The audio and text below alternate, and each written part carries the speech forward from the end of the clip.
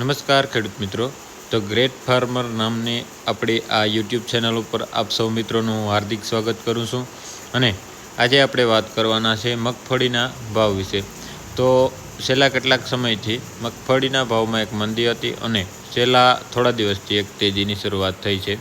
પણ સૌપ્રથમ હું એક વાત જણાવવા માગું છું કે ખેડૂત મિત્રો, આ પ્રકારના વિડીયો આખી યુટ્યુબમાં કોઈ પણ બનાવતું નથી. જે શેર માર્કેટ આધારિત જે કૃષિ પેદાશોના એટલે કે ખેત પેદાશોના ભાવ છે તેના ઉપર કોઈ હજી સુધી તો મેં જોયું જ નથી કે યુટ્યુબ ચેનલ ઉપર એ લોકોએ આવી રીતે એક્સપ્લેન કરી અને બતાવે છે. અને સરળ ભાષામાં કોઈ આવો વિડીયો લગભગ બનાવતું નથી, અને બનાવતું હોય તો મારા ખ્યાલમાં નથી. તો આપણે ખૂબ જ સરળ અને સમજાય એવી ભાષામાં આપણે વિડીયો બનાવીએ છીએ. ઘણા ખેડૂત મિત્રોને આ શાર્ટની ભાષામાં ખબર નથી પડતી, એ હું ખૂબ સારી રીતે જાણું છું કે આ શેર માર્કેટના શાર્ટ એ ખેડૂત મિત્રોને કદાચ સમજમાં ના પણ આવે. એનું કારણ છે કે એને એ વસ્તુની નોલેજ નથી, એને ના સમજાય. પણ હાલ એ ટોપિક ઉપર આપણે નહીં જઈએ.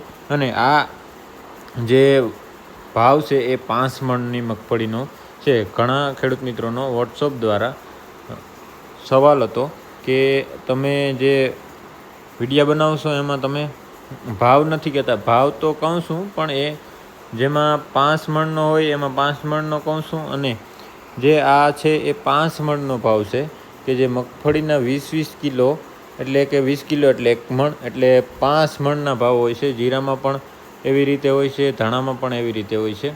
તો આ મણના ભાવ નથી, 5 મણના ભાવ છે. તો એ રીતે તમારે તમારી રીતે હિસાબ કરી લેવો.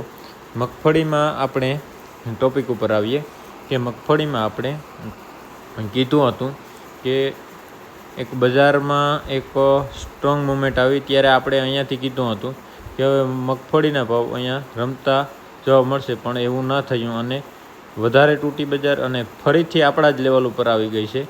તો હવે અહીંયાથી જો બ્રેકઆઉટ થાય અને આ લેવલ ઉપર આવે તો એક નવો વિડીયો બનાવીશ અને આગળની માહિતી આપીશ. પણ મગફળીમાં સરકાર દ્વારા જે સરકારી જે મગફળીની ખરીદી થઈ હતી તે હવે એને વેચાણ કરવામાં આવી છે, અને જેથી મગફળીના ભાવ વધારે ડાઉન ગયા હતા. પણ હવે મગફળીની વેચવાલી ચાલુ છે તો પણ ભાવ ઉપર આવી રહ્યા છે.